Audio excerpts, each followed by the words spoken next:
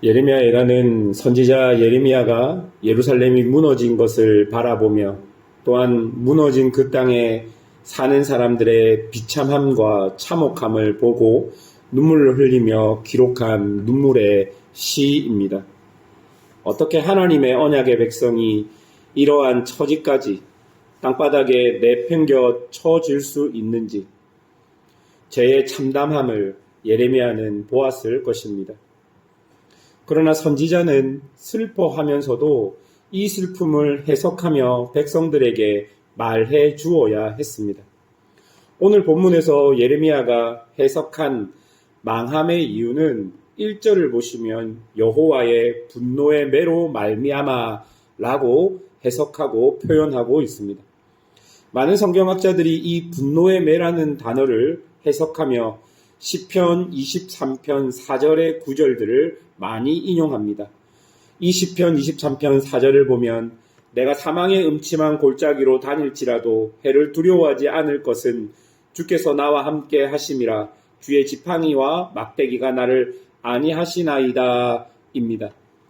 매일 성경에서는 이 부분을 해석하면서 하나님을 믿고 따르는 이는 막대기로 보살펴 주시지만 하나님을 멀리하여 거역하는 이는 막대기로 다스린다고 해석하고 있습니다.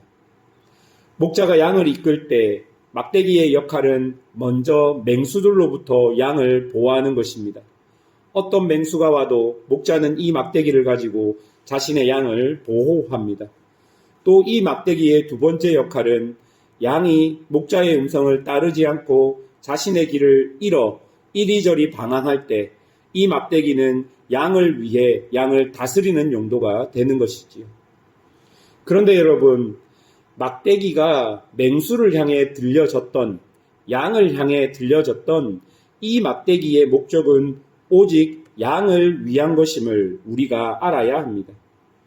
지금 예루살렘의 망함을 해석하며 예레미야는 이 여호와의 분노의 매가 하나님께서 당신의 백성을 죽이려고 든 것이 아니라 마치 목자의 음성을 듣지 않고 길을 잃은 양을 다스리듯이 오직 그 양을 위하여 이 막대기를 들었다.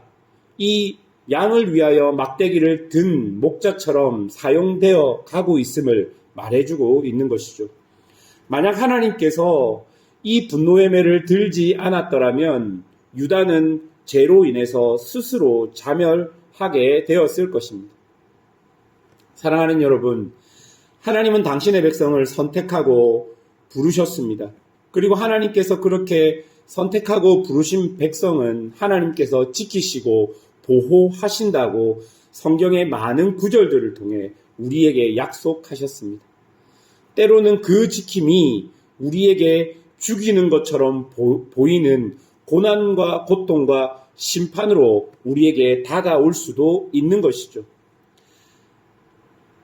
그러나 그 매는 우리를 죽이는 것이 아니라 우리를 새롭게 하고 회복해 하는 것임을 우리가 알아야 합니다. 그러나 여러분, 여호와의 그 분노의 매는 매우 아프고 우리에게 죽을 것 같은 고통을 주기도 합니다. 4절에 보면 나의 살과 가죽이 새하게 하고 뼈들을 꺾으셨다라고 표현합니다. 5절에 보면 고통과 수고가 나를 애워싼다라고 이야기합니다. 6절에 보면 죽은 지 오래된 시체처럼 되었다라고 표현합니다. 여러분, 이런 표현들 중에 뼈를 꺾었다라는 것은 영혼을 죽이셨다라는 표현입니다. 옛날 사람들은 죽으면 사후세계에 들어가 새로운 세상을 살아간다고 믿었지만 뼈가 꺾였다는 것은 그런 새로운 세상에 들어갈 수 없다라는 것을 의미합니다. 즉, 이 뼈를 꺾었다라는 이 표현이 인간에게 아무런 소망, 이 땅에서 소망이 아니라 죽고 난 이후에도 소망이 없는 상태로 만들어 버렸다라는 표현인 것이죠. 여호와의 분노의 매가 세상의 모든 소망을 끊어버렸습니다.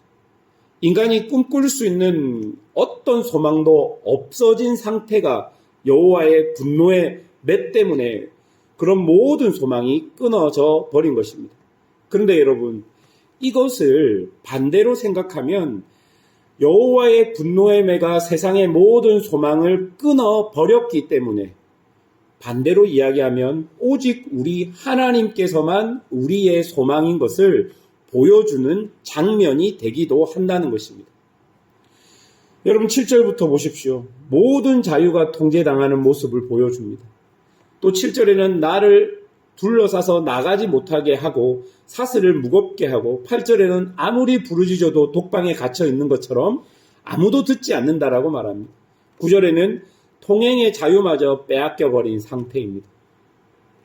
하나님께서 당신의 백성들에게 주신 자유가 통제당하고 마치 감옥에 갇혀버린 사람처럼 되어버린 것입니다.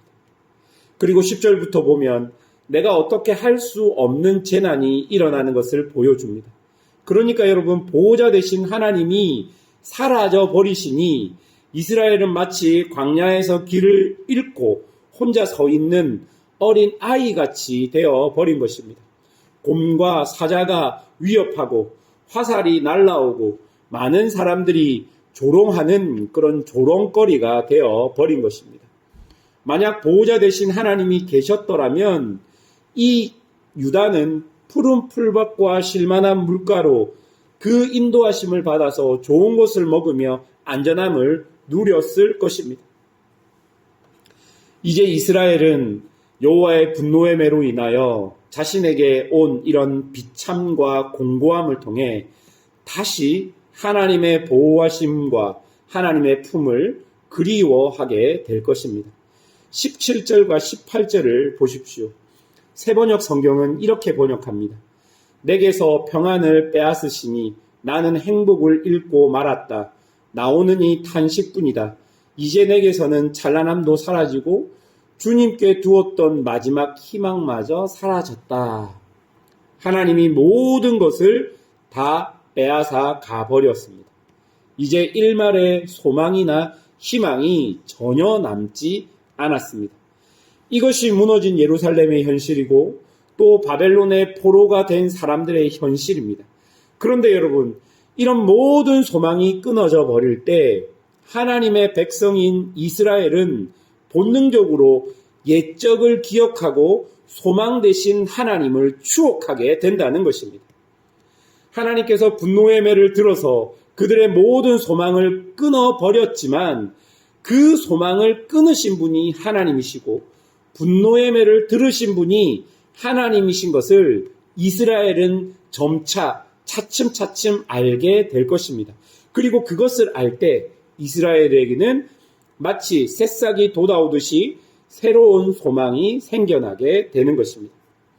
사랑하는 여러분, 고난의 시간을 보내는 방법 중에 하나는 그 시간을 온전히 내 몸으로 받으며 거기서 하나님을 기다리고 만나는 것입니다.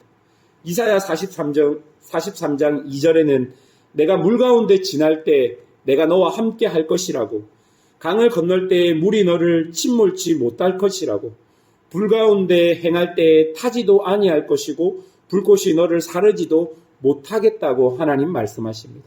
즉 물속에서나 불 속에서나 우리가 할 일은 오직 하나님을 바라보는 것이죠. 우리에게 주어진 고난과 고통 속에서 모든 세상의 소망이 끊어진 그 순간, 그곳에서 우리가 할 일은 하나님을 바라보는 것입니다. 오늘 예레미야는 유다에게 무너진 예루살렘의 고통을 해석하며 이 고통이 여호와의 분노의 매로 인해서 온 것임을 이야기합니다. 그러나 그 매는 당신의 사랑하는 백성을 죽이려고 주신 것이 아니라 살리려고 주신 것임을 기억하며 그것을 이스라엘이 알 때 그들은 물속에서라도 불 속에서라도 하나님을 바라보고 하나님을 기다리고 하나님의 은혜를 경험하게 될 것이라고 예레미야는 오늘 애가를 통해 우리에게 말씀해 주고 계십니다. 오늘 말씀을 기억하시며 우리의 인생에 어떤 고난의 시간이 와도 우리에게 오직 소망은 하나님밖에 없다는 것을 기억하십시오. 모든 소망이 끊어진 그때 내가 세상에서 아무리 발부동 쳐도 해결되지 않는 문제 앞에서 우리가 붙들 것은 물 안이든 불 안이든 하나님만 붙들고 살아가는 그런 성도들이 되십시오. 그렇게 된다면 하나님께서 분명히 우리를 회복시키고 당신의 손을 들어 다시 한번 우리를 쉴만한 물가로 인도하는 은혜를 경험하게 될 것입니다.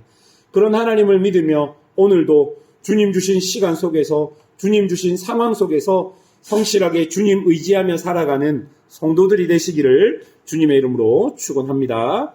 함께 기도하겠습니다.